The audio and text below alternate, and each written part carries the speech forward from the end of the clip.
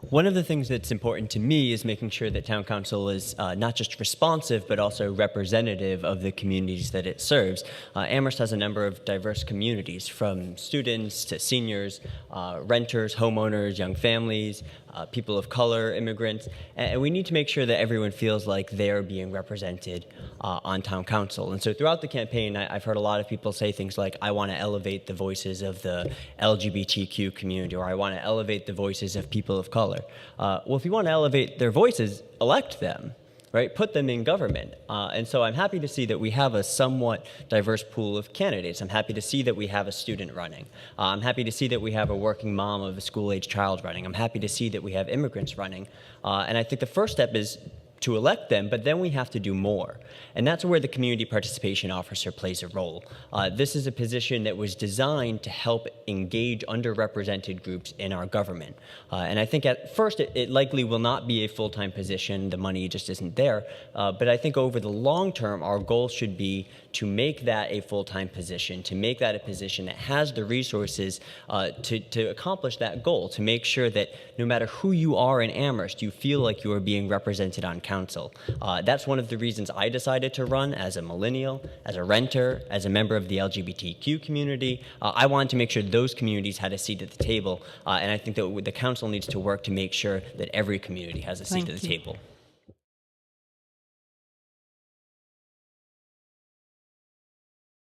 So one of the areas that we haven't talked about yet that is in District 4 is East Amherst, over by Southeast Street and College Street. Already there's a decent amount of commercial development. We have stores, retail, we have services, we have offices. There's also a diversity of housing in that area. You have single-family homes. You also have apartment complexes like Aspen Chase. But there's also a decent amount of underutilized land in that area. If you're going down College Street, if you're at that intersection, there's a lot of potential there for infill development that will allow us to increase residential and commercial space without encroaching on our neighborhoods and doing so outside of Amherst Center. It's also an area where we already have a lot of focused on affordable housing. We have Watson Farms there, which is an Amherst Housing Authority complex. There's also the proposal, as mentioned before, to sell the East Street School and use that to develop affordable housing. So already we're looking at East Amherst as a place for affordable housing. What we have to make sure, of course, is any time, not just in East Amherst, but any time that we're increasing residential or commercial development, we're making sure we have the infrastructure to support it. So anytime that we're going to increase traffic, whether that be vehicle traffic, pedestrian traffic, bicycle traffic, we need to make sure that we're also have a corresponding investment in our sidewalks, in our roads, in building bike lanes. As someone who has biked down College Street and through that intersection, it's a little harrowing. And so if we're going to encourage people to live there in a walkable, bikeable community, we need to invest in the infrastructure in that area to make sure that that works. Thank you.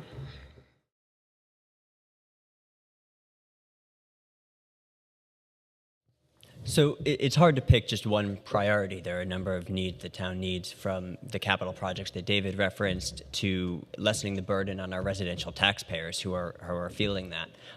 But as a renter who has grappled with Amherst's difficult rental market, affordable housing is one of my top priorities, and I think it needs to be one of the top priorities of the council. And it's a priority that affects a lot of different communities, from low and moderate income renters who feel like they're being forced out of town, to young families who are looking for a dwindling number of starter homes, to seniors who are looking to downsize and looking for an affordable apartment, to homeowners who are on High Street or North Whitney Street who are worried that an LLC is going to buy that home next door and turn it into a student rental and change their neighborhood. So there's a lot of pieces to this. There's no silver bullet. But part of that is looking at our zoning and our permitting to unlock housing production. Part of that is pursuing form-based code, as Sam mentioned earlier, to make sure that new housing projects are acceptable to the character of our community. It means utilizing the tools that we have, like our inclusionary zoning bylaw or like our affordable housing property tax credit that helped create 26 affordable units in North Amherst. It also means pursuing a 40R district that allows developers to more densely develop, but in exchange for creating affordable housing, and also opens us up to some state funding.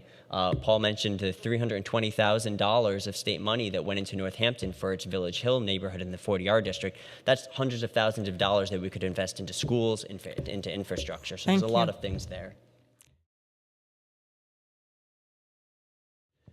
So, in the 4 months since I started this campaign, I've worked really hard to reach the voters of District 4 and to talk to them.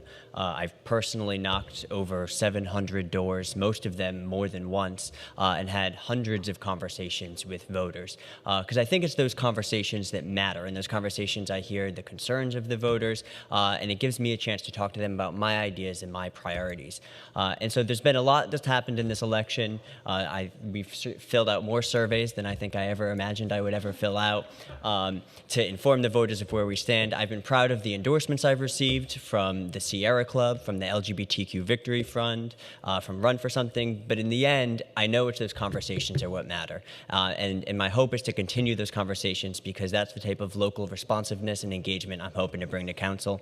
I'm Evan Ross. You can go to my Thank website, you. evan4amherst.com. Thank you. 4 as in district.